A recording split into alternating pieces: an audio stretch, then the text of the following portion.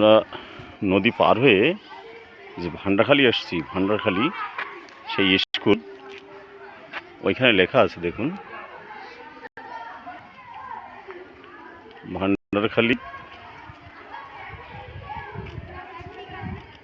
পূর্ণচন্দ্র public institution.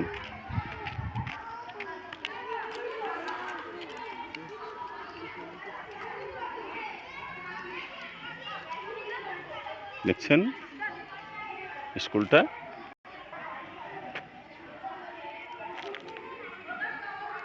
এই পর্যন্ত রাখলাম।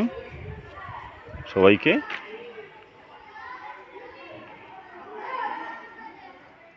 ঠাকুরের কাছে প্রার্থনা করি, সবার মঙ্গল কামনা করি, সবাই যেন আমরা সুখে শান্তিতে ভালোভাবে দিন যাপন করতে পারি।